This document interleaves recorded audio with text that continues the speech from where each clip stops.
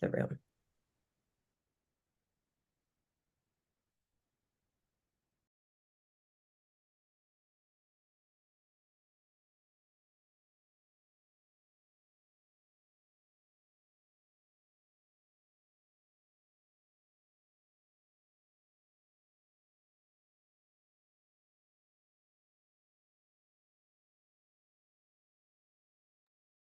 Welcome. Please turn your attention to our interpretation team.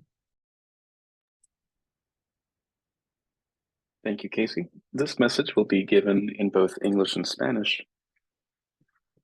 Gracias. Este mensaje será dicho en inglés y en español. Hi there, my name is Erwin, and along with Abraham, we'll be providing English to Spanish interpretation and Spanish to English interpretation simultaneously today.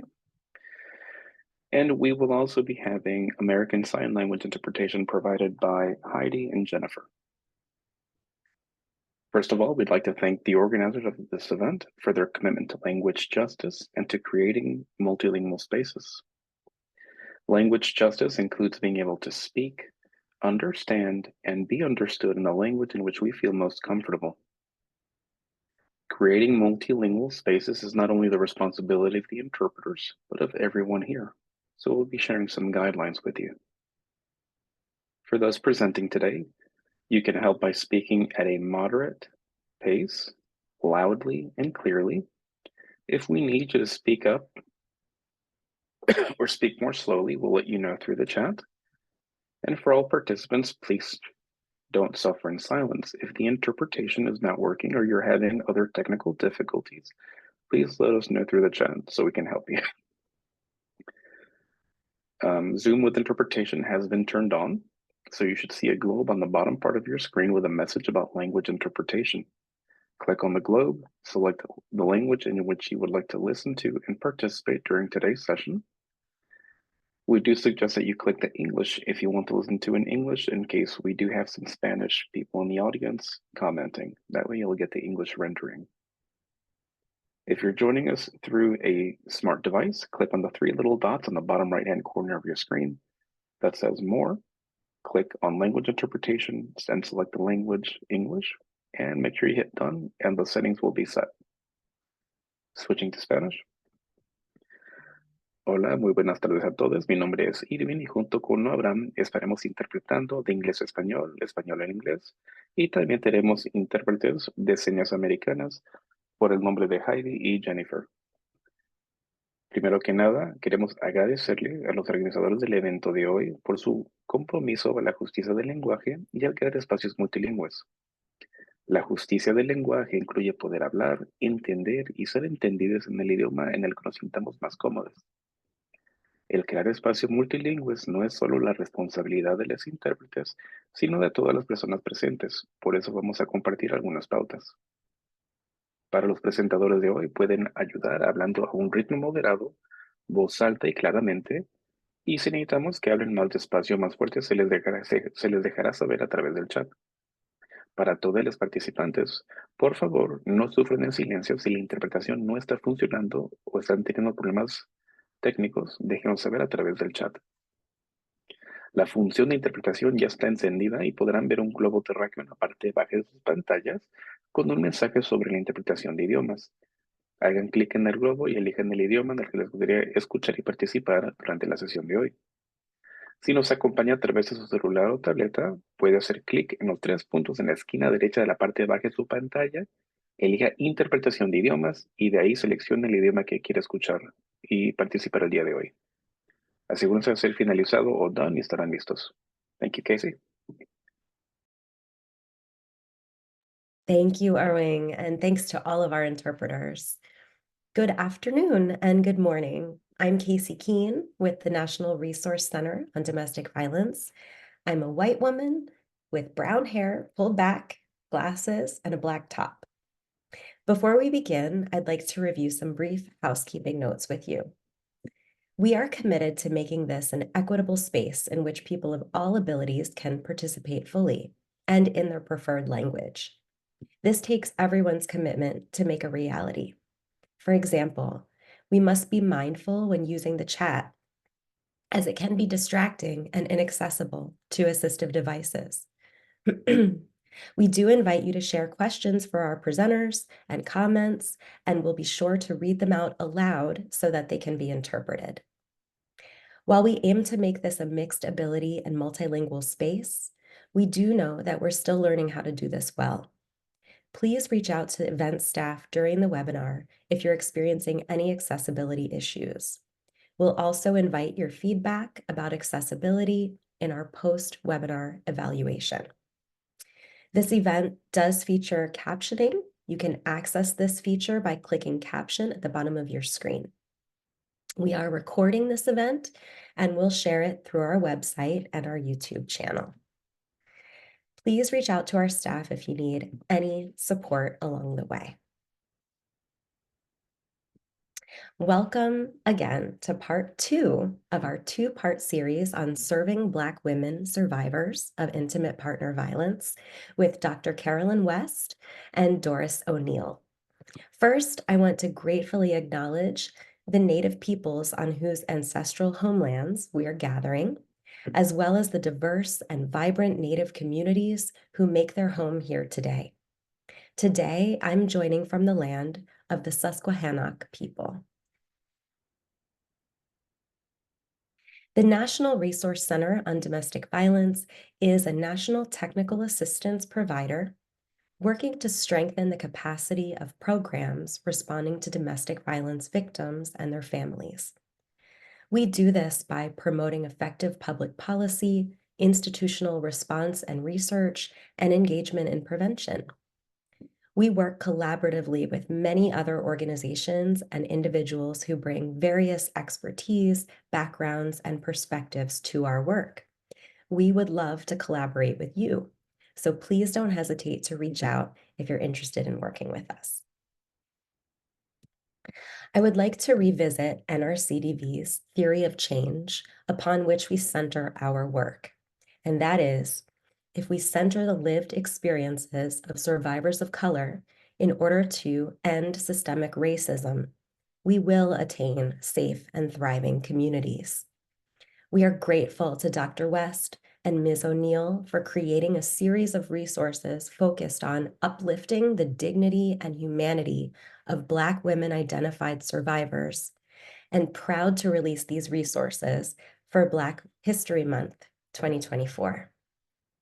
If you were not able to join us for part 1, I'd like to take a brief moment to reintroduce our presenters. Dr. Carolyn West is an award-winning author, internationally recognized speaker, documentary filmmaker, and expert witness. She's a professor of clinical psychology at the University of Washington-Tacoma, where she teaches courses on sex crimes and sexual violence and family violence and all kinds of interesting issues. For more than 3 decades, she has been investigating gender-based violence in the lives of marginalized populations with a specific focus on African American women. Welcome, Carolyn. Ms. Doris O'Neill is the Director of Domestic Violence Services, YWCA King and Snohomish County. I'm still learning how to pronounce that properly. She has been employed with the YWCA for 13 years and has worked in the domestic violence prevention and advocacy field for over 20.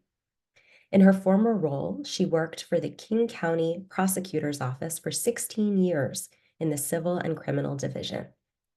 We invite you to read their full bios at the link in the chat to learn more about the rich experience and expertise and impact that they have in our movement work. And with that, I'm very happy to turn it back over to you, Dr. West. Thank you so much, and thanks for joining us today and taking time from your schedule to talk about this really important topic. And so, day 1, we really focus on part 1 and part 2 of the technical guidance reports.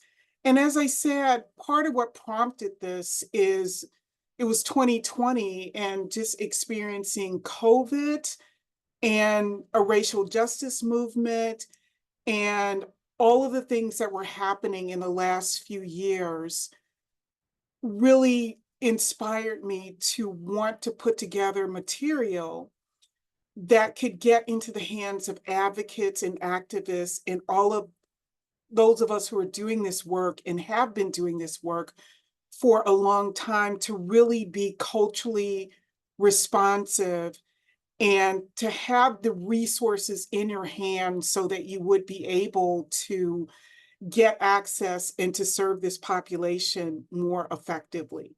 So that's what prompted the work.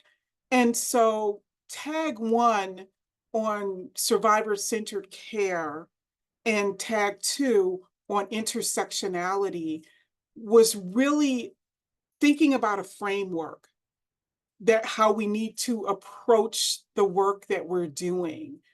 And then tag 3 and tag 4 are really about concrete ways that we can really move forward. And so my goal here with each technical guidance report was to make sure that you all had links that you could just click and learn more about how to do the work effectively. So today, myself and Doris will be talking about part 3 and part 4, and we'll get into the types of violence that disproportionately impact Black women, and really how to assess for those types of violence. And maybe you can also think of other types of violence that we can expand this discussion to address. But we'll be talking about reproductive coercion and non-fatal strangulation and intimate partner homicide. And then we'll also spend some time in tag 4, talking about how to assess for intimate partner violence within a web of trauma, and expanding it beyond intimate partner violence, because that has been a concern and a frustration. I think for those of us who are doing this work, we almost talk about intimate partner violence as the only form of violence in the lives of marginalized populations. And of course, that's not the case. And so really want to talk to you about how we can expand our view of what intimate partner violence is, to make sure that we are being as comprehensive as we possibly can. So let's just kind of get right to it. And please feel free to ask questions, make comments, share resources in the chat, and we certainly will try to address as many questions as we can during this presentation. So I want to make sure that this is interactive and that you go away with the resources that you need to do the work. So part 3, I really wanted to understand, unpack how we can understand particular types of violence that disproportionately impact Black women, particularly reproductive coercion, non-fatal strangulation, and intimate partner homicide. And I still continue to be struck by these statistics that seem to get worse during the COVID epidemic. And as I was writing, noticed that there were multiple stories coming out about an unspoken epidemic of homicide. We did see an uptick in homicides, domestic homicides, and all types of homicides during the COVID epidemic. But there was a story published by The Guardian, and they did some data analysis and realized that there were 1,800 or more Black women and girls killed in the year 2020. And that was nearly about 5 women or girls a day. And so they were really struck by the racial disproportionality. And I could not help but think about the work of Audre Lorde, when she wrote, this was like the 70s maybe when she was writing this. And it was an uptick in Boston of a number of Black women who were just being murdered on a regular basis. And she wrote, I do not even know all their names. My sister's deaths are not noteworthy, not threatening enough to even, make the news, because it was just such a constant thing. And when she wrote in that poem, someone had to speak to the repeated fact of the blood of Black women flowing through the streets of our community. And that's what prompted her to do that work. And I realized, for me, this particular technical report was an effort to speak to that disproportionality in rates of the numbers of Black women who are losing their lives, and we're not even seeming to talk about that. And so what I wanted to focus on in this particular technical guidance report is the types of intimate partner violence that disproportionately impact Black women. And I would be curious, as we kind of go through this presentation, your thoughts a little bit about like maybe why this may be the case, particularly around non-fatal strangulation, why that seems to be some racial disproportionality there. But non-fatal strangulation, reproductive coercion, and domestic homicide in particular. And I realized as I was writing, we're living through a pretty interesting time in US history where the court system has made major decisions that will impact how we do this work. So the Dobbs decision happened around access to abortion, and I realized that people have many different feelings about that topic, but we have to really grapple with that as a field and how we're going to do this work and keep survivors safe going forward. And there are more gun cases coming before the Supreme Court, which may make it likely that people will have just more access to weapons. And how will that shape how we do this work as well? So with the Supreme Court decisions coming down, we can't disconnect that from the work that we do. Hi, Dr. West. I just wanted to flag a question that we got in the chat that I think was related to the article from The Guardian that you shared. It was, is there a comparative analysis for women or girls killed during the same period from other communities? The Guardian, that report did not look at other communities in that case. Probably because they just noted the stark racial disproportionality, and that was the focus of that particular study. Because it was so excessive, they focused on Black women and girls in particular. So there wasn't like a racial comparison there in that particular report. But I'll give you some more information as we go through this, and we'll see that we really kind of focus on the rates of homicide among Black men. And we still tend to find that Black women tend to be murdered. There was a new study that just came out that was published in the Lancet, a medical journal, and found very similar rates in which, compared to women of other ethnic backgrounds, Black women are just murdered at just record rates compared to other women. Native women, Indigenous women also experience high rates as well. We're talking more about missing and murdered Native women, but Black women are just particularly likely to become victims of homicide. I see a hand. Yes, thank you very much, Dr. Weston. Good morning, everyone.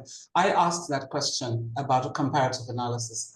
I think that in order for us to actually to put emphasis on that stark difference that there is between the number of Black women that are being killed, women and girls, we do need to have the other figure, because without it, we're actually, we don't have anything that we can actually compare with. I mean, we know that it's extremely high, and we've actually said 5 a day. But I think in order to make the point, particularly in advocacy, for change in legislation, we need to actually show that compared to this is what we're experiencing, and therefore the need to focus certain interventions within the particular community. Thank you very much. Yeah, I will give you references later for that, the easy access for that based on 25 years of data.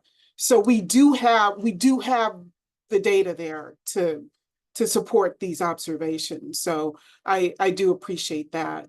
But let's talk reproductive coercion, particularly in light of the Dobbs decision. And what do I mean by reproductive coercion? We're really just starting.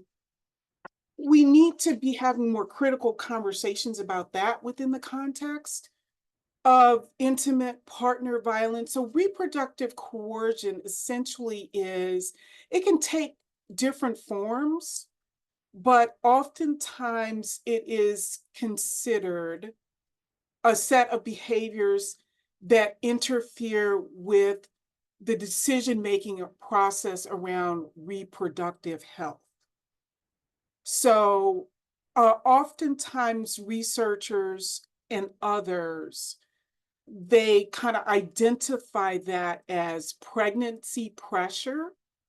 So the perpetrator is going to pressure the survivor to become pregnant or to terminate a pregnancy without their desire to do that.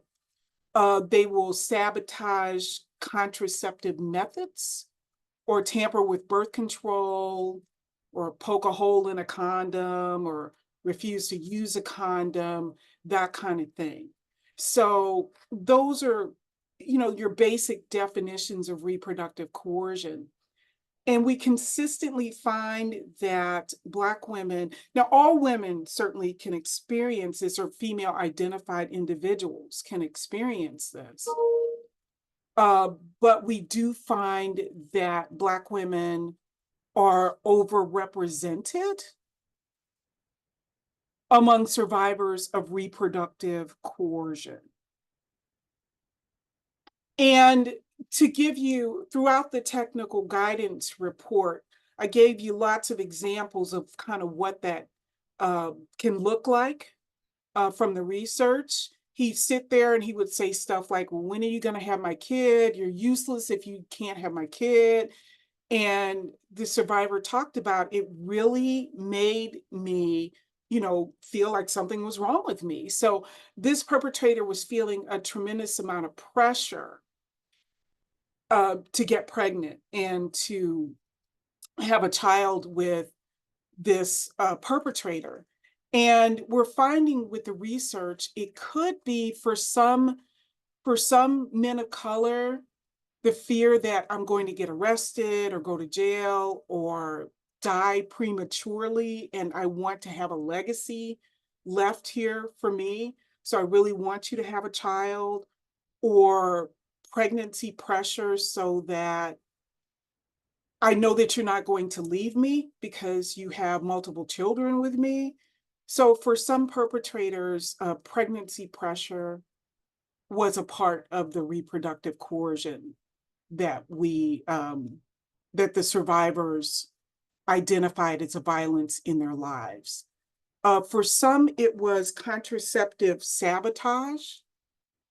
I had condoms, he threw them away. I had contraceptive foam, he threw that away. I had a whole bag of stuff, day after pills, and he just, yeah, I see that. I saw that, Amy. Thank you. It can certainly take the form of rape, as well. And we're going to get to that later. I want to tell you more about sexual violence. You know, and I'm thinking, well, how did I get pregnant? I put a condom on you every time. And he was like, oh, I just pulled it off 3 times. And so, you know, birth control sabotage is quite frequent.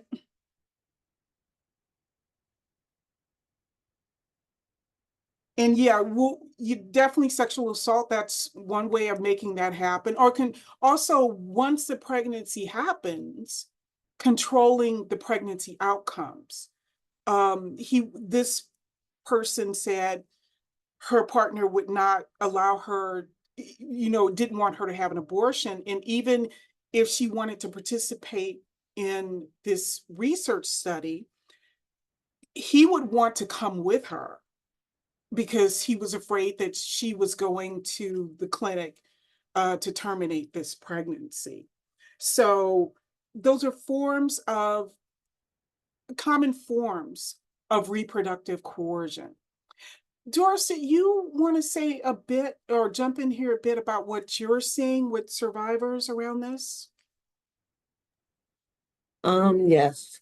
So we have had many survivors that have come through our program who are pregnant and want to do an abortion. And it's really a tough conversation with the survivor because that's a choice only she can make. And what we have started doing is having pregnancy tests on site. That has been helpful because like I feel like I'm pregnant, I think I'm pregnant, but I don't know. And so we have those tests on site. But yes, we see a lot of survivors or even young survivors that come through with 2 and 3 children. We had a 22-year-old that had 3 children already because the abuser was keeping her, what that old saying is, pregnant, barefoot and pregnant. And so that can be a big one when it comes to working with survivors. Yeah, and I just saw in the chat too, we'll talk about financial. Somebody said financial abuse and pregnancy pressure, absolutely. Those things are stealthing. Some states have taken action to pass legislation around stealthing, and that's removing a condom without consent. You're exactly right around that. So all of these things certainly are linked. And I will give you some resources on financial abuse as well. So I think what we've got to do is we seem to talk about domestic violence, and then sexual assault is a whole different kind of discussion, as if those things don't co-occur in the lives of survivors, which doesn't make a lot of sense. We have like sexual assault services, and then we have domestic violence services, and sometimes they don't seem to always communicate as well. And it's maybe different funding sources, perhaps. But I think we have to make sure that we're not siloed in that way. And part of it is that we have to get more educated, make sure we're educated as a field about how domestic violence and sexual assault co-occur. So I find with my own research, survivors will often have a history of child sexual abuse, which makes them vulnerable to adult victimization. So one really great resource there would be Love and Accountability. And that's a resource for Black survivors of child sexual abuse. And to learn more about that and how we can have accountability in those families. I'm doing a research study now on sex trafficking and Black girls and Black women in Washington State. And Doris, I didn't tell you, you're going to help with that project too. So just wanted to give you a heads up about that. But oftentimes they're victims of intimate partner violence as well. So they may be beaten by their traffickers, for example.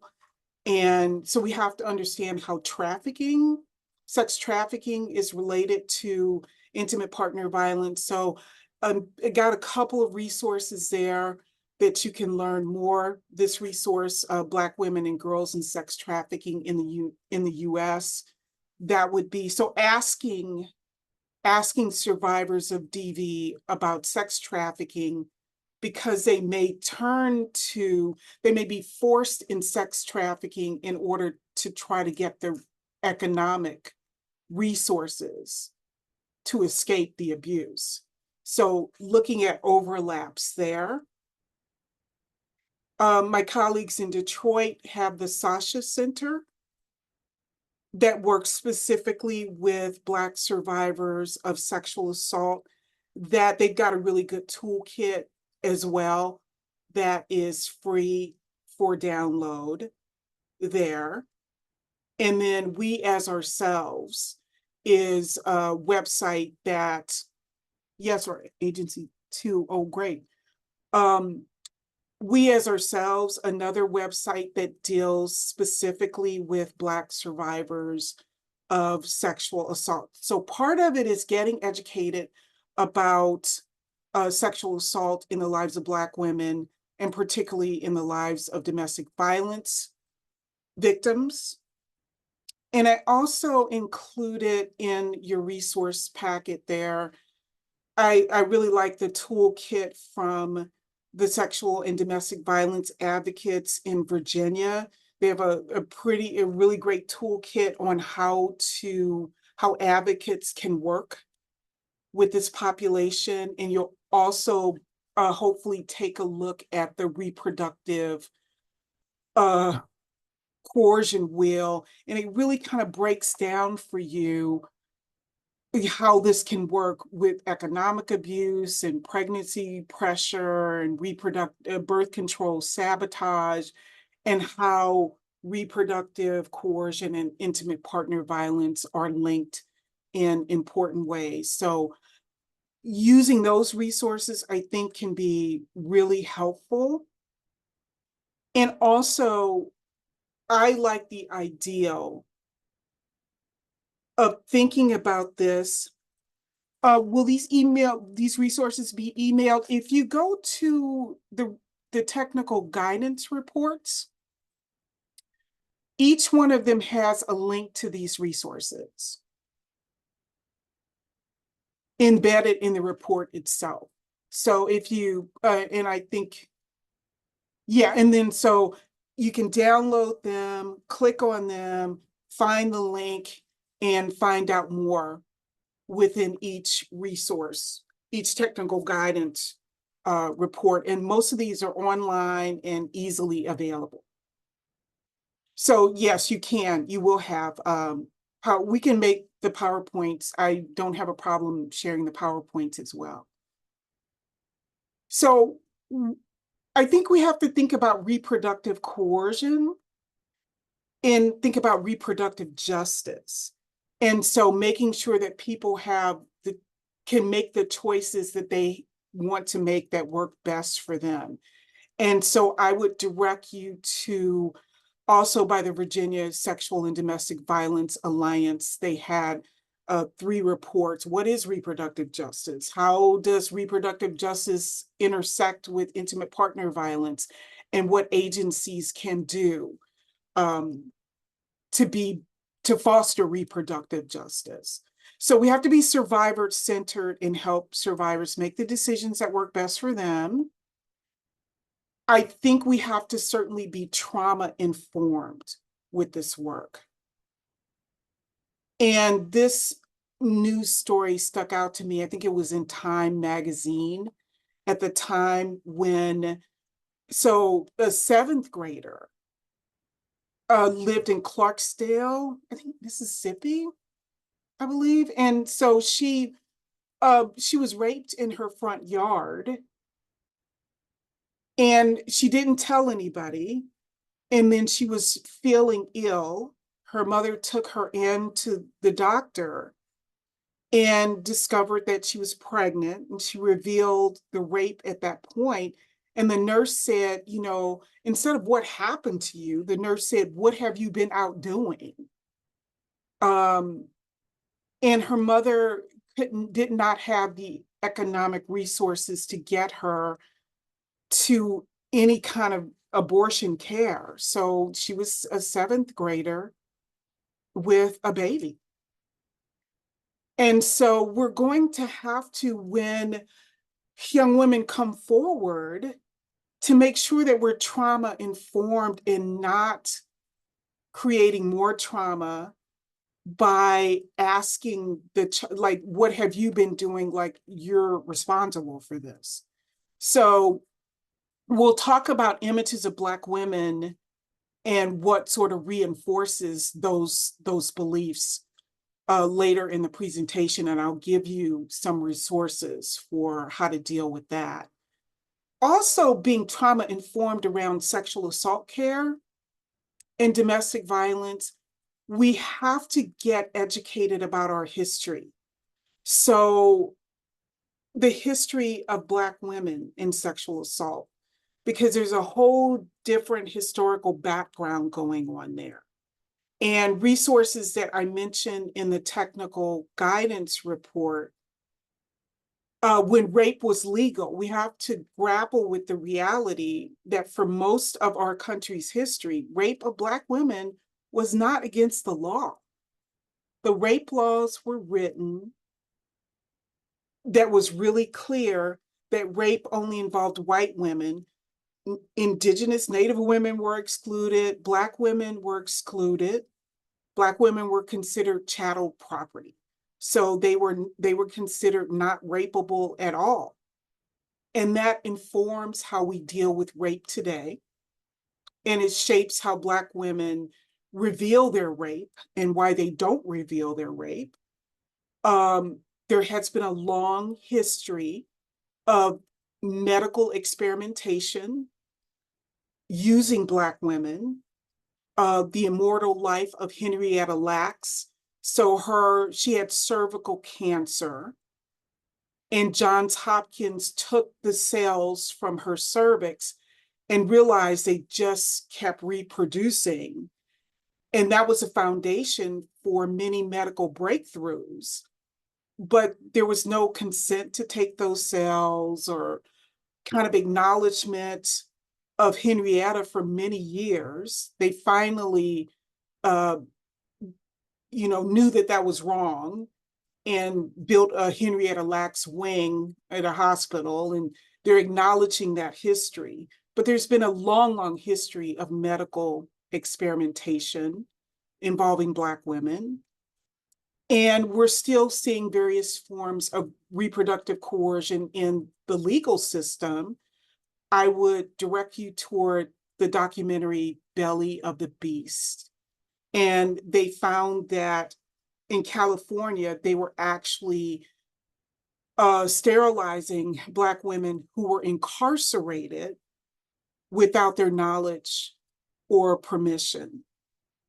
And we've had a long history of that too. They used to call them Mississippi appendectomies because they happened so frequently with poor women in the South, of them having their reproductive capacity just removed from them. So those are types, we'll talk about systemic and structural violence here later, but if we understand that history, we can do a better job. We need to understand that history as a field. And we have to be strengths-based with the work that we do. That despite this history, Black women have been remarkably resilient. And so Tarana Burke's book, she started the Me Too movement, and she writes about her sexual assault experience. The Rape of Recy Taylor is a documentary, and it's also based on a book. And this was the true story of Recy Taylor, who was walking home in Abbeville, Alabama, and she was raped by 5 white men who lived in her town and held at gunpoint.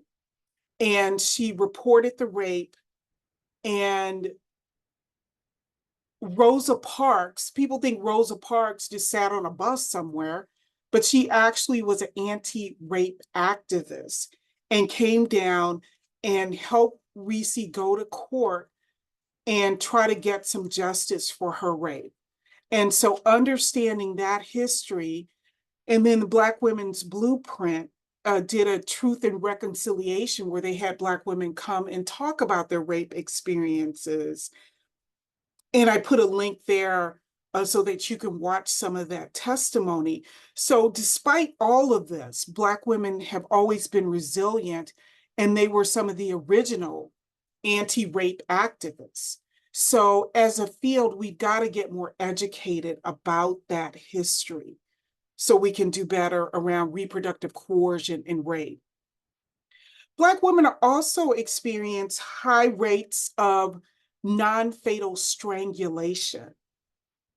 And I'm not sure why that is. The research has been sort of quiet on that, the racial disproportionality there. But non-fatal strangulation is serious, and it indicates a possible domestic homicide. Survivors who experience non-fatal strangulation are at high risk of being killed by their intimate partners. And I included a lot of quotes there to help you understand that as well. This particular survivor in this study, she had a 2-year-old daughter. Her partner would choke her multiple times, strangle her when she was pregnant, give her black eyes, drag her around by her hair, stomp on her, and she almost lost that pregnancy as a result. Doris, do you have any thoughts? You have any thoughts on why Black women have higher rates of strangulation, or anybody else who could put that in the chat would be great, because I'm still trying to unpack that body of work. We hear from survivors that have been strangled, and the part is like when the police came out, they didn't see any marks. And so then she didn't appear to be the victim. She didn't have any marks. And so then it could be possibly that she got arrested because she was trying to take his hand off of her neck. She scratched him. So now he had the mark. So she got taken to jail.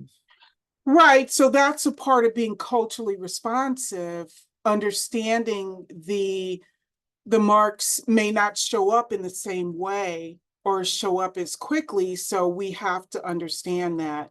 And I liked what Stephanie said in the chat, dehumanization as maybe a reason for that too. And I think also we'll get into that when we talk about cultural violence, Stephanie, that if you see Black women are just angry and aggressive and always running their mouths, that's a way I'm going to make you shut up.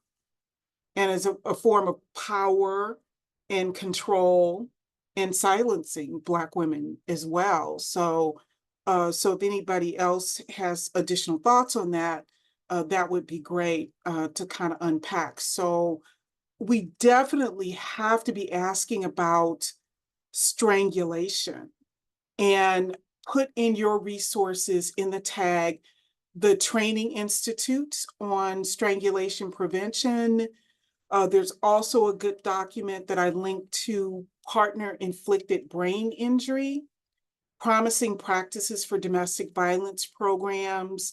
And also I put in a link for traumatic brain injury. There's a webinar that this professor does exploring the link between traumatic brain injury and post-traumatic stress disorder in Black women. So those are really good resources that you can turn to. So definitely getting educated about strangulation And Brecken, were there questions? Yeah, I wanted to uplift several folks. Yeah, we're echoing the idea of dehumanization being a big part, and also I saw themes around lack of fear of repercussions if perpetrators don't feel like Black women are going to be believed by medical providers, law enforcement. And we did have one question. What role does the depiction of Black women in porn play? Oh, you're speaking my language now, because I've been spending the last couple of years, and I want to apologize to Doris again for inflicting that on her as well. I've been working on a pornography documentary, and we're seeing that definitely with all women of all ethnic backgrounds, all the cases that music videos too.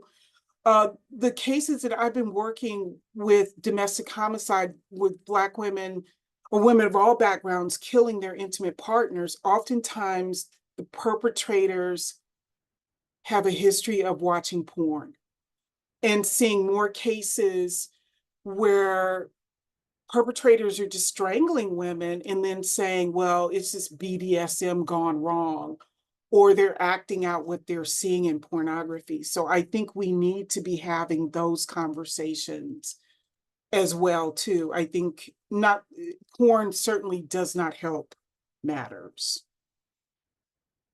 So I do think that there's a relationship there, and there's some information on my website that kind of touches on that, and I can share that with people as well. So this is what you said, Doris, that if you're, of darker skin tone, those injuries may not show up right away. And so the victim may appear to be drunk or, something else. And they're really a victim of strangulation, and it's not being detected.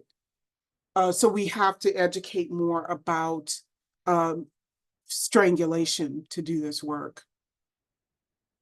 So I put in information about the care tools. We have to connect with survivors, acknowledge head traumas, respond using accommodation. So how we ask questions to make sure if a person has traumatic brain injury, that they can appropriately respond, and we know what's going on with them. And we have to evaluate and make sure that they have access to resources. So all of that's in your technical guidance report as well, to learn how to do that effectively. And of course, intimate partner violence, homicides. So Black women are overrepresented. They're, killed just because they're women. And a large portion of those, what we call femicides, being, homicides of women, occur in the context of by an intimate partner. And what was so shocking to me and so deeply disturbing is not only are Black women at risk for being killed more than other ethnic women of other ethnic backgrounds, pregnant Black women were the most likely to be killed. So you're thinking like, who's out here killing pregnant women? But it is a thing. And so there have been a number of studies, and I give you all the statistics in those technical guidance reports. So if you are writing grants or you want to go do a presentation, go through the guidance reports and pull out those statistics that you can then use to support your observations. I think that's would be helpful to emphasize, no, this is not just what I'm thinking. There's a whole body of research to support what we're saying here. So this study came out after I finished writing the technical guidance reports, but it is available now. And it's a document from the Violence Policy Center, When Men Murder Women. And it's a review of 25 years of these homicide studies. And again, what they found over 25 years, Black women always were, when they compared them to white and Latinas, had the highest rates of homicides. So, and most of these homicides occur by an intimate partner with a handgun and during the course of an argument. That seems to be the context in which the violence occurred.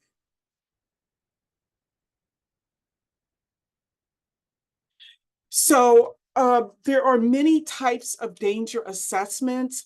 I use this one in particular, but there are numerous types, but I find this easy to work with. And my colleague, Jackie Campbell, I would love to maybe reach out to her and do something with her going forward and see if we need something specifically. It works for all ethnic backgrounds, but to see if there's something else, other questions we need to be asking that are risk factors for Black women would be interesting. But take a look at that. And I put in danger assessments for same-sex couples. There are danger assessments for immigrant women there. And it's a 20-item scale that the research shows that these are items, if a survivor is experiencing, that indicates that they are at high risk for lethality or high risk of being killed by an intimate partner. And there are 20 of them, and we don't have time to go into all of this in detail, but these are things that can consistently show up. Is the physical abuse increasing in severity? Does the perpetrator own a gun? You know, have you left after living together? Is a perpetrator unemployed? Have they ever used a weapon against you or threaten you with a weapon? Does perpetrator threaten to kill you? Have they avoided being arrested for domestic violence? Do you have a child that's not his? So if there's a stepchild involved. Many of you mentioned rape and sexual violence. Have you ever been forced to have sex when you didn't want to? Have you been strangled? And particularly if the victim has passed out, blacked out, become dizzy, illegal drugs, alcohol problems, controlling your daily activities, constantly jealous of you. Beaten during pregnant is really significant. Threaten to commit suicide if the perpetrator has threatened to commit suicide. Threaten to harm your children. Do you believe that he's capable of killing you? Does he spy on you, stalking? Is the survivor suicidal? All of those things are really indicative of a possible domestic homicide. And I even use the scale when I'm working with survivors who have killed their intimate partner, because oftentimes I can then show the court,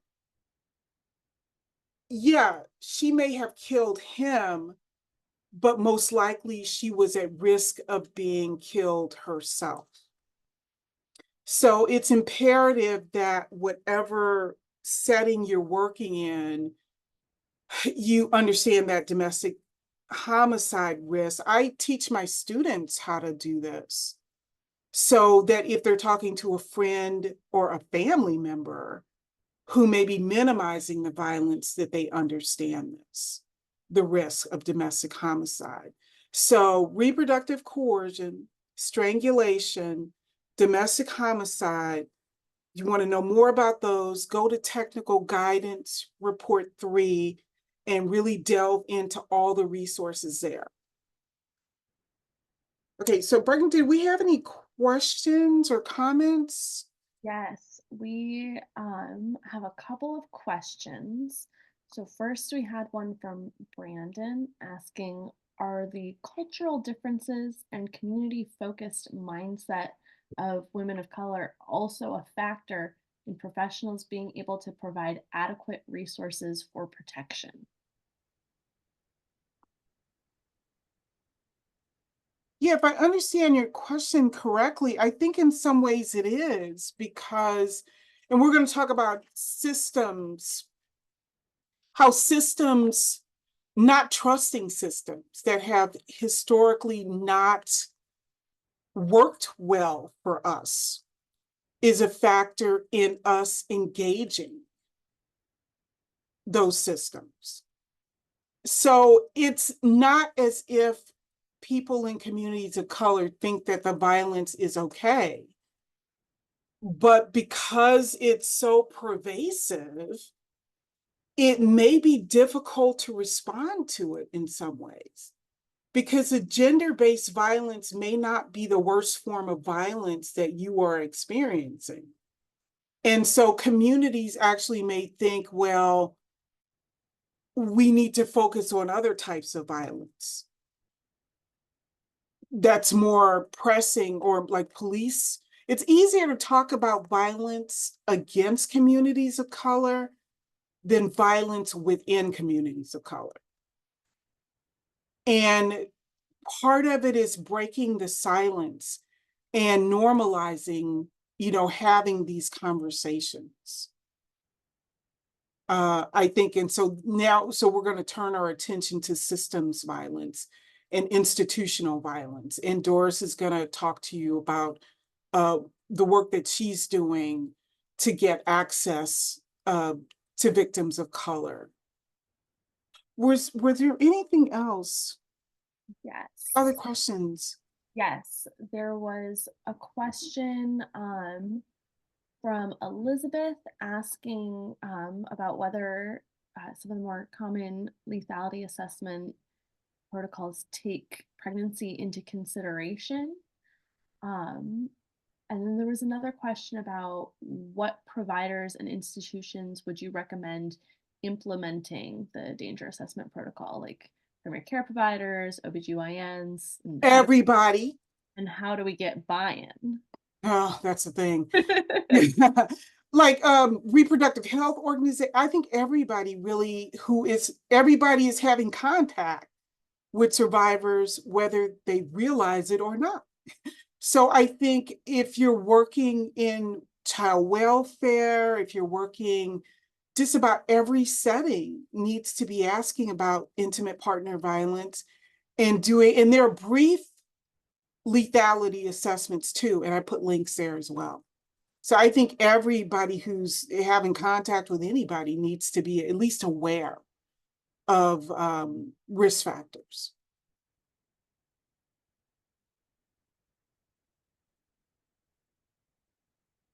And then I'll uplift one more, which was, does geography play a role in some of these specific outcomes? Geography in maybe what way? That's a great question. I think certainly in certain regions, particularly if there aren't resources, if you're living in Alaska and maybe getting access to shelters can be a problem. If you're living in certain parts of the country, there's just almost like no access to domestic violence resources. So geography can make a difference. And we don't oftentimes talk about how is it different if you're living in a rural location outside of a big urban area, for example. How does that make a difference? So I think we have to look, it's part of it. So all of that can shape how people experience, and that goes back to intersectionality that we talked about in day one, that making a difference. So geography, maybe the resources are not located in communities of color, and that could be huge. So tag 4, I've been wanting to broaden our definition of intimate partner violence and understanding that we cannot look at just intimate partner violence in the lives of the people that we serve, that oftentimes Black women experience violence in so many different settings in their lives. And we have to look at all of those locations in which they experience violence. So I've been just trying to get this out of my head onto a piece of paper in terms of what that would look like. And we'll try to address some of your other questions as well throughout the presentation. But these are just some of the types of violence that I think impact Black women. And it's not a complete picture, but it'll give us a place to really start. We have to think about it: historical trauma, institutional violence, structural violence, community violence, family violence, cultural violence. So when that survivor shows up, they're also potentially dealing with all these other forms of violence.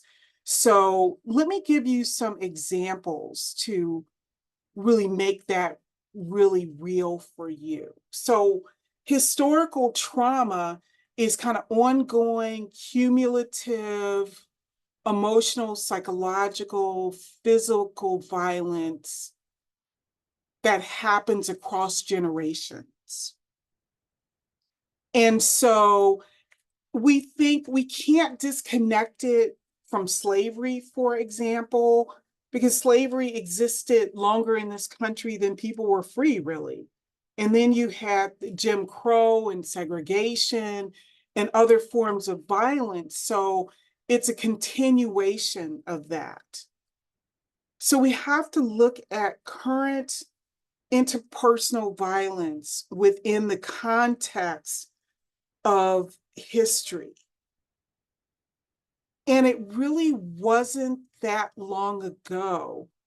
I mean, I think about my grandparents who lived through the Jim Crow era when people were lynched, and, was passing those stories down within our family. And one survivor said, I think it helped me to connect the dots because I never realized how Black women are treated today connects to what happened in slavery. And in the group that she was in, if you go deeper into that, you can understand your family history and you can untie those knots around trauma.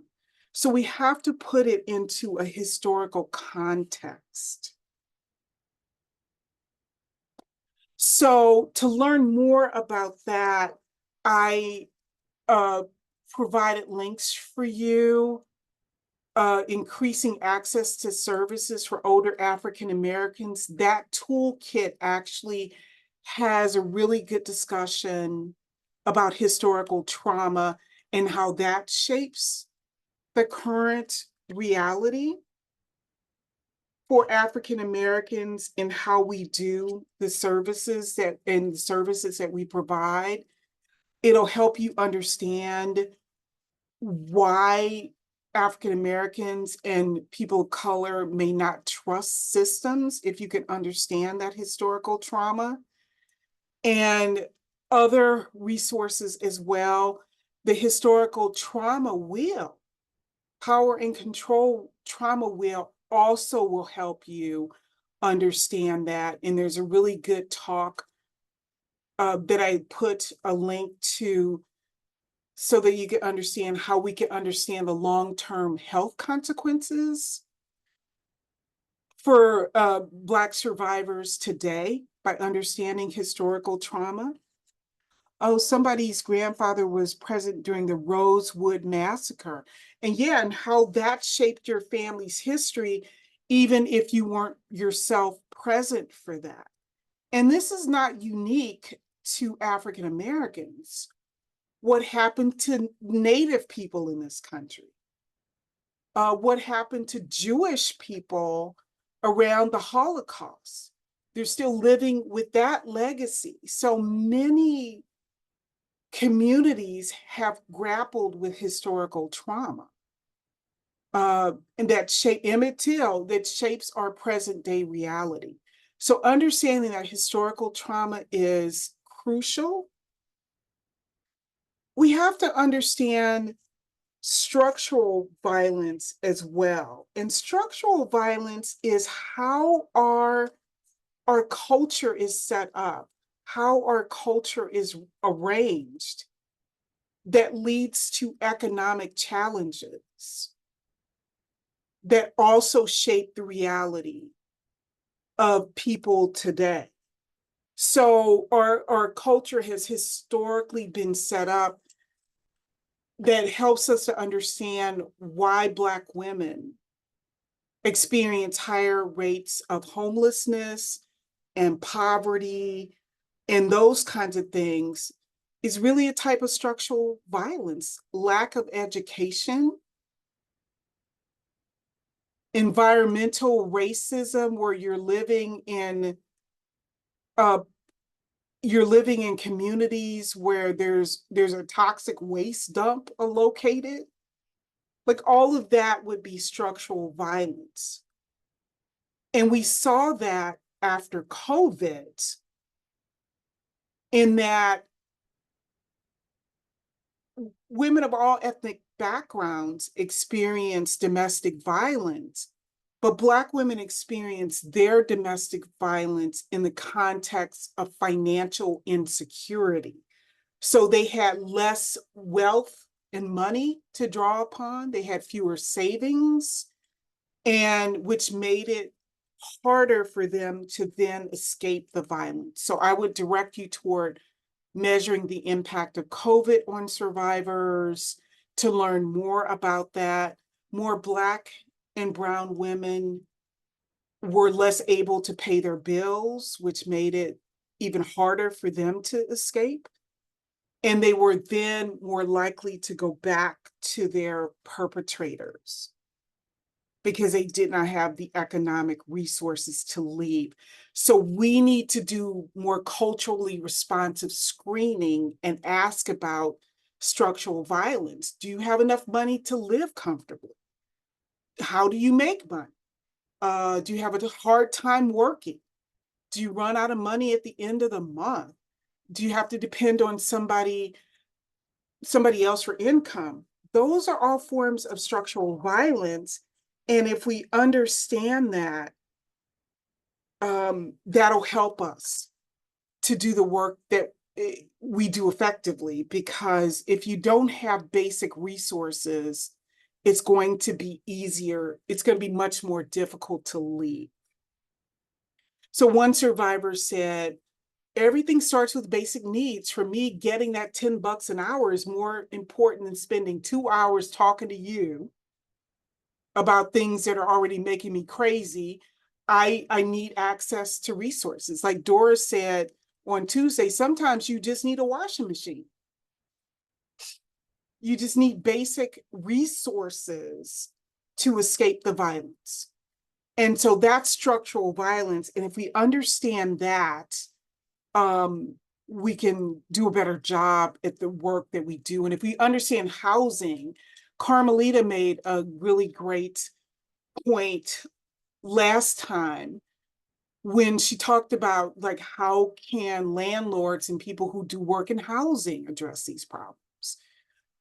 So put in some resources to the technical guidance report is how we can do a better job with housing insecurity to help us with that.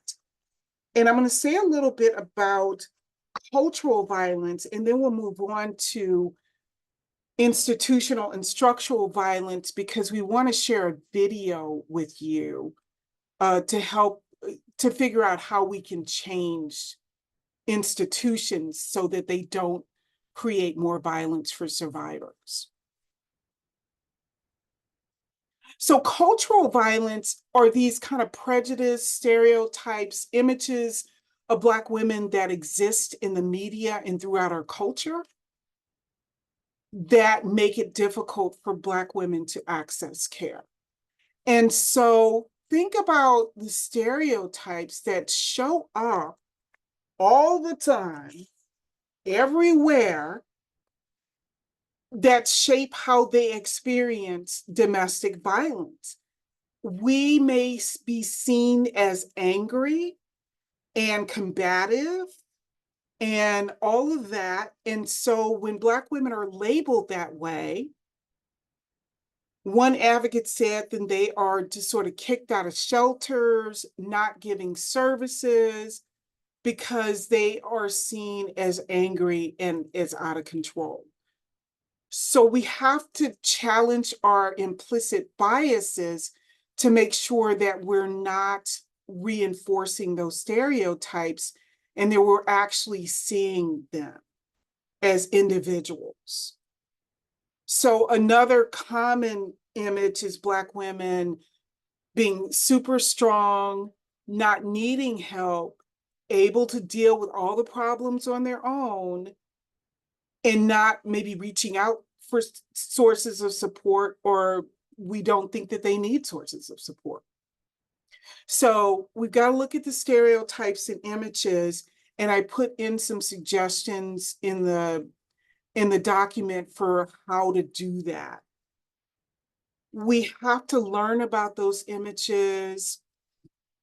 They're also seen as sexually promiscuous, more knowledgeable about sex. In the document Girlhood Interrupted, you know, Black women were, Black girls, these were young Black girls, were seen as more independent, more knowledgeable about sex, needing less protection, needing less support.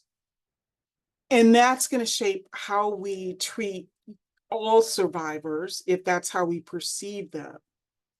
So a couple of years ago, I put together a documentary with my colleagues in Canada. It's called Subjects of Desire, and it really unpacks those stereotypes about Black women.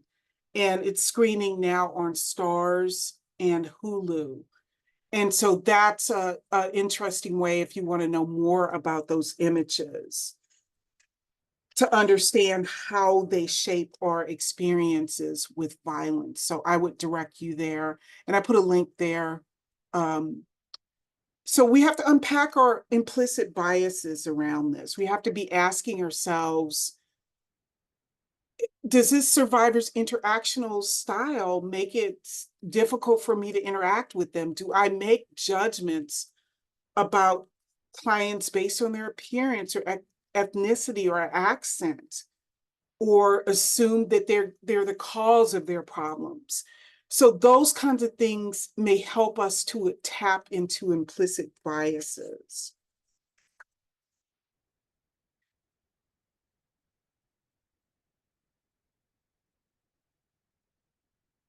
And we have to explore those cultural biases. We have to explore if survivors actually are fearful of revealing those biases, or may have internalized those biases, and that makes it harder for them to get help. So we have to put it on the table where we're actually having those conversations and not shying away from them. So I put in links for how to explore implicit biases. You'll find more of that also in Technical Guidance Report 1, resources to unpack those biases as well. And then institutional violence. And that's where I would love for Doris to kind of come in to kind of unpack this. Is our institutions sometimes are set up in a way that we end up creating trauma and violence for victims. And that's unfortunate, but in the moment of true statement, the field has relied on policing, prosecution, imprisonment to deal with gender-based violence, and we can't arrest our way out of this problem. So we end up putting a lot of resources into the criminal legal system which may not serve all survivors effectively. And that can be a problem. Now, certainly the criminal legal system sometimes has to be involved, and I acknowledge that.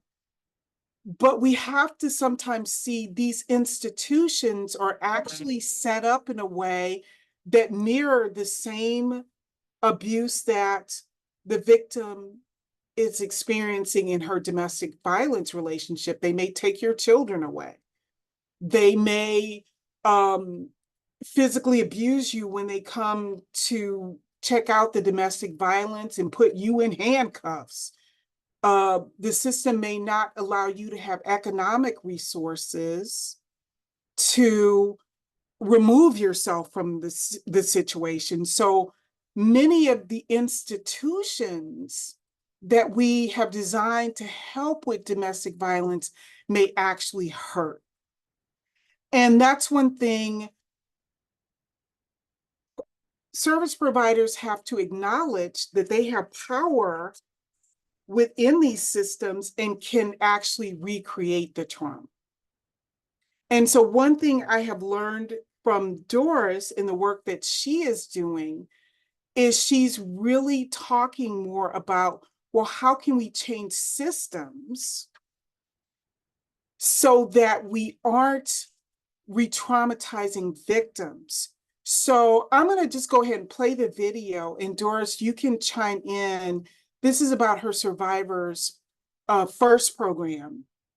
And then I'll step back and then I want Doris to talk more about institutional violence.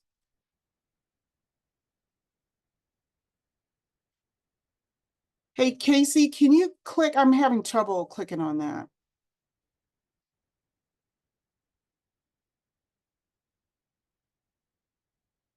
Being charged, I felt like nobody was listening, even when presented with the facts that my husband at the time abused me so many times. The prosecutors, they just wanted to convict me. He assaulted me, but I was the one that went to jail. I felt horrible.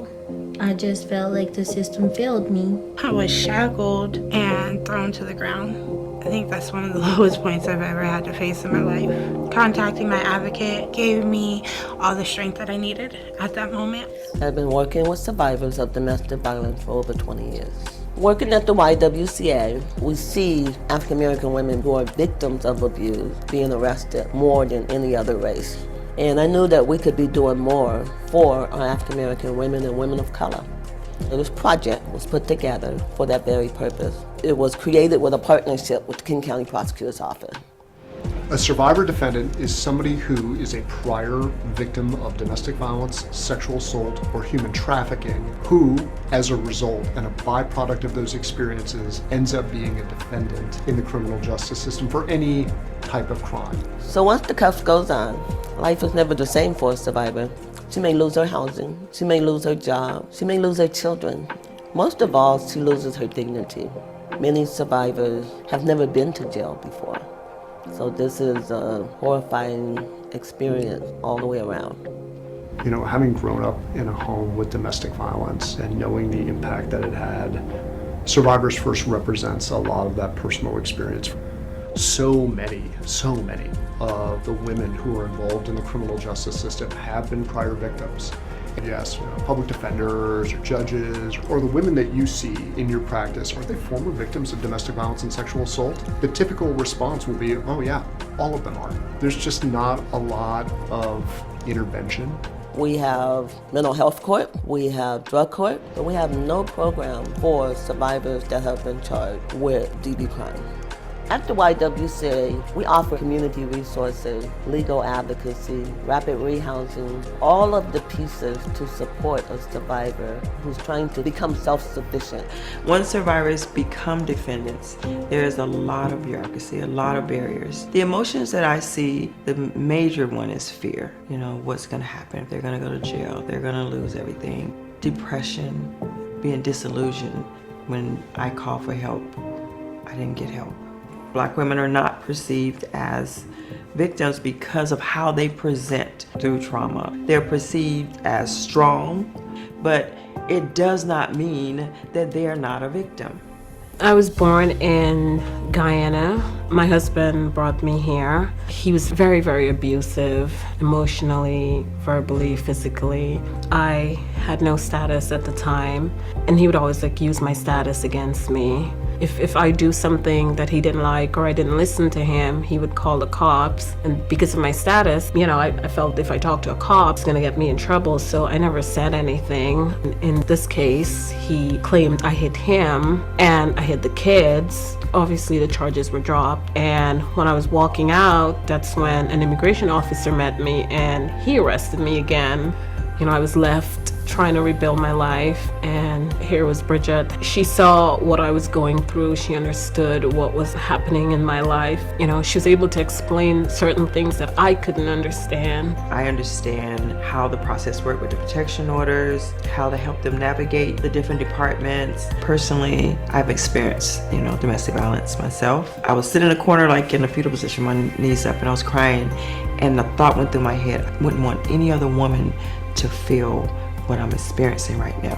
I didn't have many people in my life. She had 0 people to go to. I was it for her. I learned a lot about domestic violence. I didn't see it as that. I grew up seeing my mom go through that. So had it not been for Survivors First, I wouldn't have been able to understand what I was going through and the effect it had on me. She is now. I saw her a couple of days ago and she was smiling.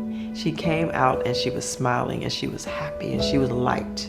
That's what makes it so rewarding doing this work. What makes Survivors First unique is that we are working hand in hand with the prosecuting attorney's office. Prosecutors often look at an event, right? And they're like, okay, I'm just looking at this one incident. Survivors First really opens up the lens to say, no, we need to be looking at this whole survivor. I see a wide range of emotions when working with survivor defendants. One of the biggest ones is institutional betrayal. I was 7 years into an abusive relationship. There was all kind of altercations continuously going on where the police were involved. Being arrested was demeaning. My clothes were stripped from me. I was shackled and thrown to the ground. Coming out of an abusive relationship and being in that type of a situation, it was traumatic. I imagine the law enforcement wants to get it right, but the fact that they do not get consistent yearly training on domestic violence, it makes it impossible for them to be able to get it right. I was in the bad spot with my children's dad. He assaulted me, but I was the one that went to jail because I damaged his property. Okay, there was property damage, yes, but what led to the property damage? The police didn't take the time to find out what had occurred and instead just immediately arrested her. I was actually a victim that was defending herself. I felt violated. I felt like I didn't have no rights. There's probably good police officers, but because of my experience with them, I'm very cautious. Gender-based violence and domestic violence is not really intuitive. And so their power is being used in ways that is undermining their authority. Because now you have folks like my client who doesn't trust police, who has PTSD reactions when they see police. That's a breakdown of the system right there. When you're a prosecutor, we can only operate on cases. We're a reflection of society. Society is, in many respects, broken on issues of race and issues of equity. And so we're broken too. And you look at a program like Survivors First, it's trying to help repair that break. How can you help? As a prosecutor, you have the power to make the choices. As law enforcement, slow down. Talk to both parties, get the full story. As community partner, check with your local district attorney's office. See if there's a way that you can create that partnership. It can be done. We did it. We've served over 142 women just this year. Not everybody has a support system. To be covered with so many great women who are rooting for me gave me all the strength that I needed. As advocates, we work to help reintroduce you to you. Who were you before this abuser took that from you? Survivors First has really helped me and made me feel like I can say whatever it is that I need to say and still feel safe and don't have to worry about my words being used against me. Had it not been for this program, I just wouldn't have been here There's so much they teach you about yourself and what you're dealing with. It's just impossible to not have this program. This program absolutely works. And it is worth prosecutors making a decision to take a deeper look. It's worth police officers taking the time to assess when they go out to a call. It's life and death to a survivor. A lot of governmental officers don't think about how they can partner with a community organization. In the larger framework of racial justice, Survivors First, it's actually doing something. And I think that's how change happens. Change happens person to person. And eventually, some people become champions. My guys always say, don't talk about it, be about it. Put it in action, because it can make a difference. If you're serving survivors and seeking justice, you should be serving survivors who are at greatest risk and greatest need. And Survivors First gives us a chance to advance that. Working with Survivors First made me feel like I don't feel helpless. I am powerful. Through Survivors First, we can end the cycle of criminalizing survivors of domestic violence. A little bit of care goes a long way.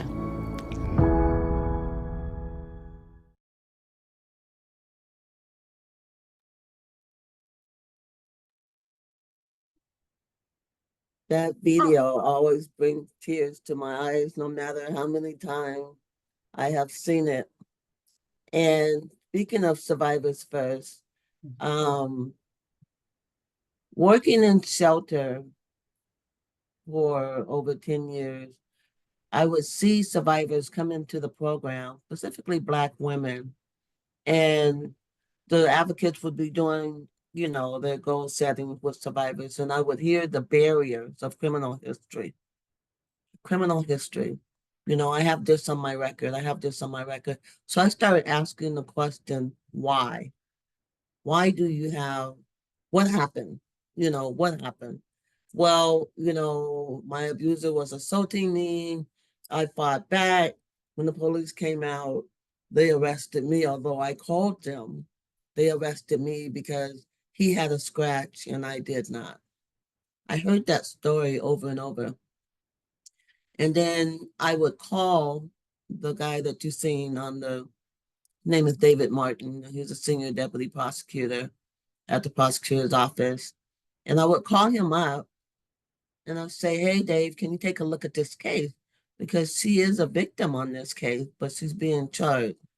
And he would take a look at it and he would come back and say, you know what, you're right. This is a victim defendant case. And so looking for the victimization, he would look for, was there a prior police report? Was there a protection order filed? Was he the victim on this alleged victim case before? And then listening to what the advocate, the information that we would tell the story. And so Dave and I talked about it for, back and forth. So in 2019, that's why I came up with that motto. Let's not talk about it. Let's be about it. Let's do something different. It was at a time when criminal justice reform, reimagining policing and all of these things was happening. But it was right before that.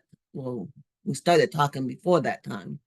And so thinking about survivors who are being criminalized because they fought back, because they were, self-defense. It was crazy. Like, so many women are in prison right now for defending themselves. So Dave and I kept talking about it, and it's like, again, let's do something about it. So he started sending me cases over to the Y, and I would reach out to the survivor. And try to see what was going on for her, what her needs were. So we came up with a name. First, we didn't have a name. We came up with a name. So Survivors First was facilitating information referrals for survivors of trauma. And the prosecutor and the YWCA entered into a partnership. That's been almost 5 years now, almost going on 6. But we have served over 300 survivors.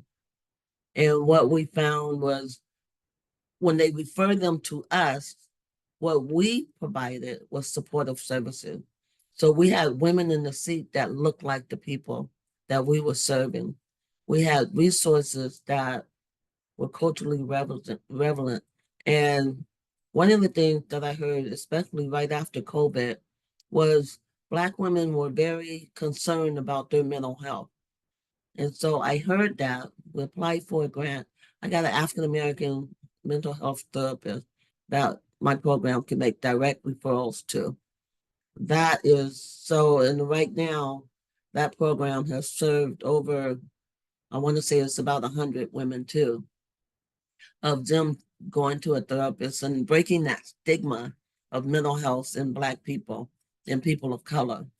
And so we provided them with legal advocacy. We provided them with sometimes housing.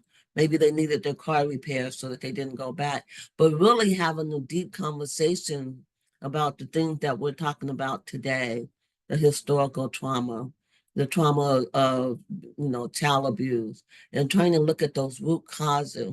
We talk about loving ourselves from inside out. And so we're asking the question, when's the last time you've been to the doctor? When's the last time you had a physical? Taking care of yourself from the inside also. Because as Black women, we have a tendency to put it on a mask. And we appear to be all good on the outside, but on the inside, we're struggling. And so we hear survivors say, you know what? I haven't been to the doctor in so long because all I deal with my kids, deal with the abuser. And, she's in a hamster wheel just going around and around and can't jump off to really care for herself. She's now in a place or preparing to be in a place where she can care for herself. And so co-founding the Survivors First program, it is my baby. I love this project. I have awesome advocates that are doing the legal navigation for survivors. And we have now gone national with it. We've had 2 pilot sites that has been selected. Other folks from other states are inquiring about it. We did a lot of training with law enforcement. Just did a training the other day with the city attorney's office. And we have to keep doing it because there's turnover in everybody's agency. And so with law enforcement, we asked them to slow down, to check their inflicted biases before they even make the first step into the home. Because as Dr. Wester said earlier, the way that we express ourselves, we don't appear to be a victim. And they're quick to say the angry Black woman, but we're not really angry. We're kind of mad because I called you and now you're coming out and you're treating me like a criminal. Knowing that this person has been abusing me for how long, I finally reach out and call you and this is what I get in return. So it's not, I'm never gonna call you again, but now I'm facing a case. And so when the prosecutor dismisses and declines the case, that is a big movement for us. So it's reimagining how prosecutors are doing the work and really looking at, is she really a defendant or is she really a victim? So I'm very pleased with the project and the growth that it has continued to grow into becoming something that other municipalities and jurisdictions are taking a look at to say, hey, maybe we could do something like that. Opposed to putting them in jail, let's send them to get some supportive services. So hopefully they never have to go down this rabbit hole again because they're getting their needs met. Were there questions for Doris? Yeah, we got a question earlier, and thank you again, Doris, which was, most of our collective work and interventions are associated with response and responding to situations that have already occurred. If you can share any efforts at addressing root causes from perpetrator/abuser side, is it not possible to have a multi-pronged approach so that we can start to put a dent in these occurrences? Man, that's really primary prevention. And we don't do we'd have to go upstream. And that means doing things to stop the violence before it starts. And that means having a robust safety network so that people aren't living in poverty or dealing with people who have had family violence. So getting therapy, ACEs, somebody said exactly, dealing with those adverse childhood experiences so that people don't carry on these patterns of behavior. And as a society, we haven't done that yet.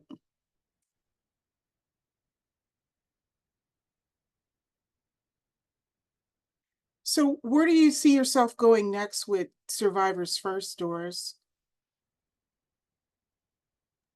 Seeing it expand, and now we're looking at the prosecutors looking at cases that are not just DV cases, but looking at maybe theft cases. Maybe she's stealing diapers because the abuser took all the money. Looking at non-DV cases, because a lot of time the survivor is doing things because of the abuser has made her do them.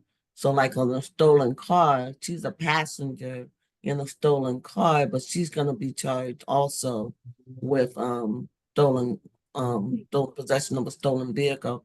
So looking at more mainstream cases, and we want Survivors First to be an option that prosecutors have. In some states or law enforcement states, Washington is not a law enforcement state, where meaning law enforcement doesn't file charges against the individual. Where in like Nashville, the law enforcement, they do it all. They file the cases and charge survivors. So that's where we see it going forward, is looking at other cases, but also looking at the model and making it a national model where all states can have that option for survivor defender. Yeah, some people mention how can it be implemented in other areas. I know that you're looking at some of that. There's some research coming out on that. What was the question? That it's how can it be implemented in other locations? It is a partnership. So many people, we have this mindset, this is the governmental system, we're a nonprofit system, we can't cross over the bridge to each other. We can. So we have to build a relationship with our DA or prosecutor's office. Many community-based programs do have relationships, but how about we take a second look at this and say, we will provide the services if you provide the survivor and you dismiss or decline the cases. Because you think about a survivor who's been to jail, now is facing a criminal charge. It could affect her housing, it could affect her employment, it can affect her children, because depending on the case, CPS could be called in.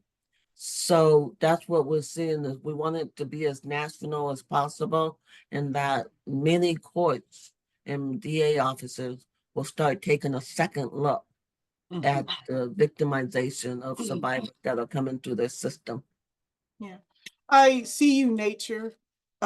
Nature Carter, you're right. Yeah, I'm seeing survivors of sex trafficking having to register as sex offenders because of the behavior of their perpetrator. So linking that with sex trafficking. And I wanted to acknowledge another question a person said is the lack of processing rape kits.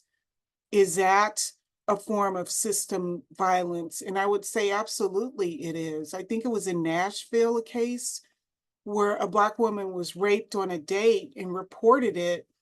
And she had the guy's name. He sexually assaulted by somebody she met on a dating app. They didn't process that rape kit and just sort of blew her off. And then later he murdered a wealthy white woman who was just jogging. And then they immediately processed her material. And maybe if they had, when we engage in system injustices like that, and we take one group of survivors and we tell them they don't matter, all of society is less safe. And so it behooves us to really work with the most marginalized survivors, which will provide safety for everyone ultimately. So that's a big part of why we do this work. So it's just been an honor to work with Doris. I've learned just so much from her, and look forward to seeing where this will go next. So let me give you a couple of other suggestions, and then we'll end with questions or comments. But so institutional violence, we need to look at community violence. If you're working with survivors, they may be coming from communities, not only where there's violence in their home, but they are surrounded by violence within their community. And we're living through a time where we're seeing hate crimes, an uptick in hate crimes as well. So all of those things being related, it makes it difficult to get safety. So we have to ask survivors, what is your community like? We have to be trauma informed.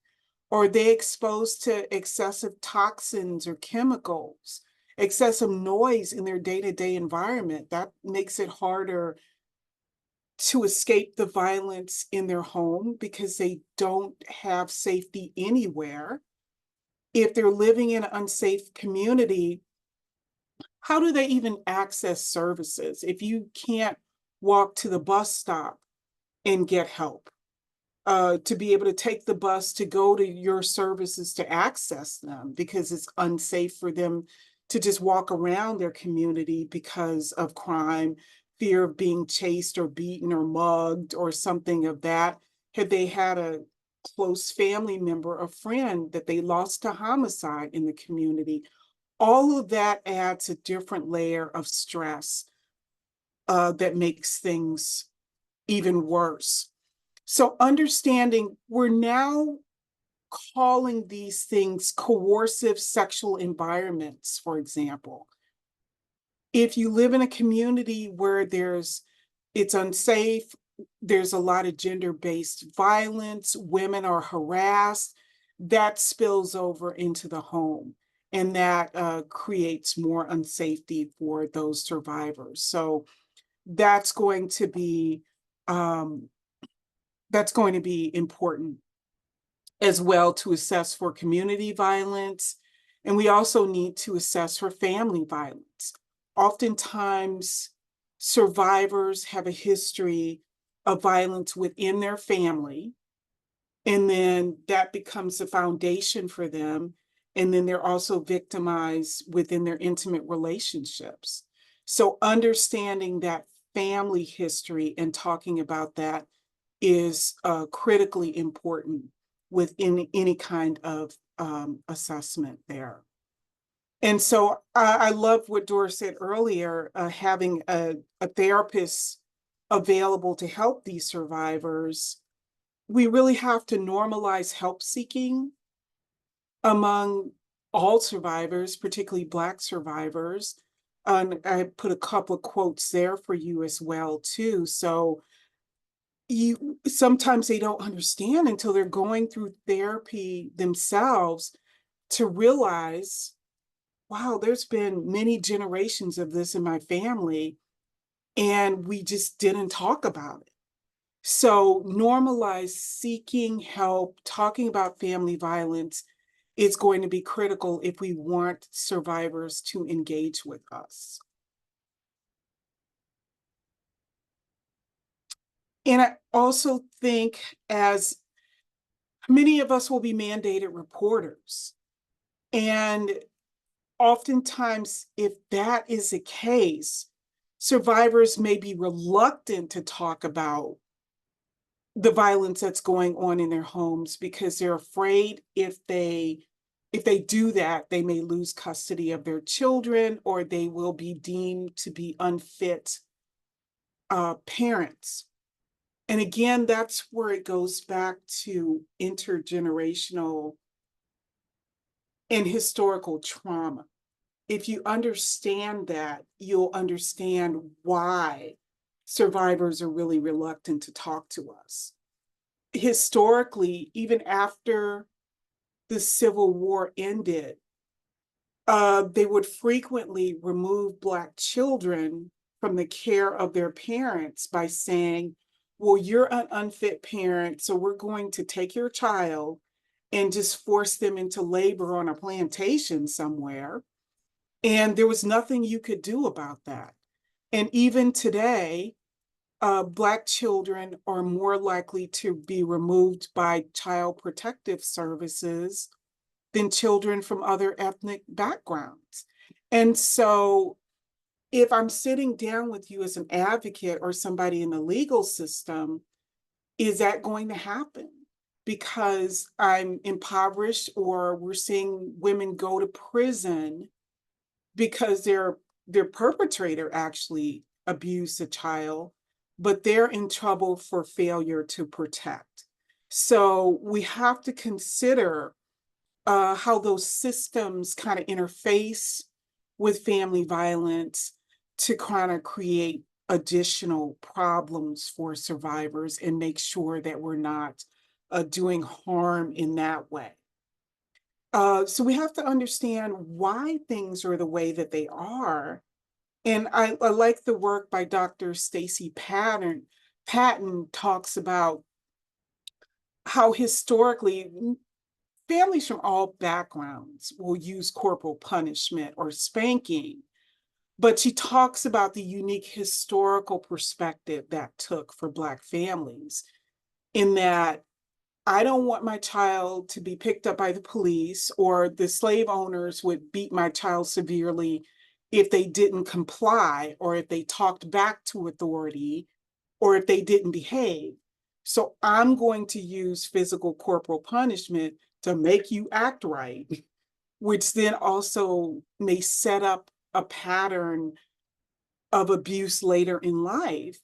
So she really pushes back to say that whipping children in this way comes from a dark history, that is not healthy, and we have to find nonviolent parenting strategies that will work better if we want to stop family violence in the future. And so she really she comes up with strategies to do that in her books and on her website. So maybe we need to be talking to, Black mothers about, okay, you're coming from this background. What are some other ways that you can parent that don't leave children traumatized and vulnerable to family violence later? That's a hard conversation, and I concede that. But that's another. I just wanted you to have that as a resource as well. And so there are a lot of resources out there, and I think the tags are a good place to start. And there's just so much more so many more discussions we need to be having in the field. But I am hoping that these technical guidance reports will be a good place to start. And I also included all these resources there as well to learn more information. I really like this book, The Black Women's Guide to Overcoming Domestic Violence. There's some good stuff coming out on Black women's mental health. UJIMA, the National Center on Violence in the Black Community, is always a great resource to turn to learn more and to make connections there as well. And so I'm really hoping that this will be the start of some really important conversations, and that we have provided some information that you can use. And so wanted to include contact information for Doris and for myself, as well, and see if there are other questions or comments before we wind this down. Thank you so much. Yes, I have two more questions, although if other folks have them, well, I don't know if there'll be time, but folks can feel free to share them or raise hands. Um, but one of them is there any legislation or potential legislation to require prosecutors and judges and so on to consider whether the defendant is a survivor? And I think that was in connection to the Survivors First video.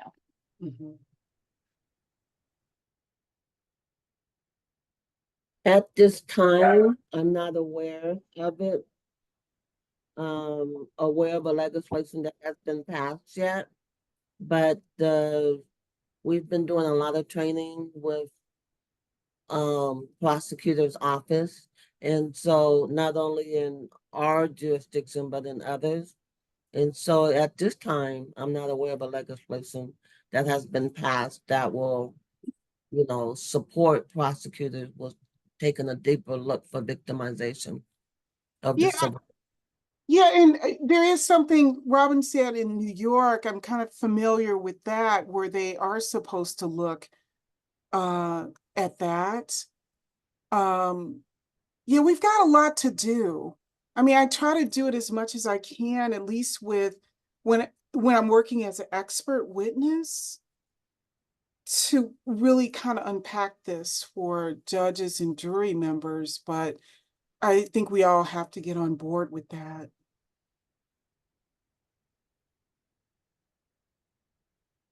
Thank you for that. And the last question, I'm seeing lots of really positive feedback in the chat. And I do have one more question that I've saved, but it's possible folks will continue sharing. But it was from Faye. Do you have any recommendations about the best ways to build and maintain interagency relationships that make it possible to advocate for survivors? Doris, you want to try to address that one? Interagency, because you've done that with the prosecutor's office and others. I'm sorry, can you repeat the question for me? Yes. Do you have any recommendations about the best ways to build and maintain interagency relationships that make it possible to advocate for survivors? Yes, reach out and, I think again, we think that we have to stay in our bubble, but we can reach out of our bubble and connect with other agencies, connect with your local prosecutor's office, connect with your law enforcement office, and let them know that the only way we're going to see a difference is if we speak on it. And that may not make all the difference, but at least get the conversation started in your area.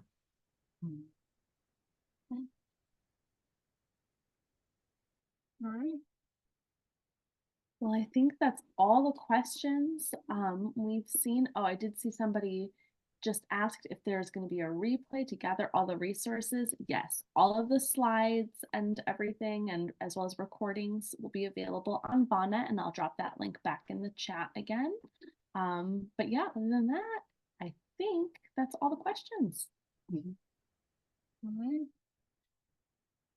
All right, Casey, did you have any other final comments that you wanted to make? Well, I just want to express appreciation for this wonderful presentation, and to our interpretation team for all of your hard work, and also to our audience. Your engagement has been incredible. Sharing has been so brave and vulnerable, and the showing of love and support and collaboration in this space has been inspiring. So it's just been beautiful to witness. I definitely want to pass it back to you, Dr. West and Ms. O'Neill, for final words in closing. But before we do, just want to offer a few things that we need to offer. One is this disclaimer that this event was made possible by a grant from the U.S. Department of Health and Human Services, and its contents are solely the responsibility of us and the presenters and do not necessarily represent their views. We want to invite you all to please share your feedback with us. It is so valuable. And I see Brecken has dropped that link in the chat, so thank you. So please let us know how this was for you and what more you would like from NRCDV in supporting your work. So again, much gratitude, and I'm going to pass the floor back to the two of you for final words. Doris, any final words? And I will. I just want to thank everybody for being here today, and hopefully the information, you can share and take back to your team. And my final motto, famous last words are, don't talk about it, be about it. Yeah, yeah. And I guess I would say too, this was a 3-year journey. Thanks again to Casey for her patience and really believing in this project. And thanks to everybody who has taught me so much over the years and poured so much into me as I've tried to do this work. And if I can be of service to anybody in the future, please don't hesitate to reach out to me. I think education should be free. So I'll be posting all my resources on my personal website. And I hope to see you all in some other spaces. And thank you so much for your time and attention. And I see you and I appreciate the work that you do. Thank you so much.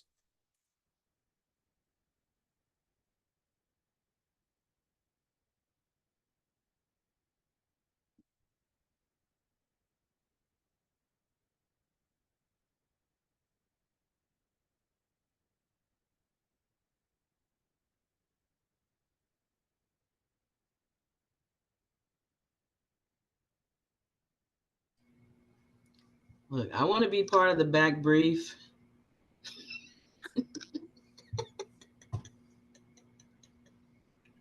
Hey! What do you have for us, Cassandra? No, it was really phenomenal. I mean, even being a Black woman and have encountered all of the things that you talked about. I'm gratefully I've never been sexually assaulted. I've been molested. I've been in a emotionally and intellectually abusive relationship. But the dynamic of you two working together, you and Miss Doris, is crazy. It's like you guys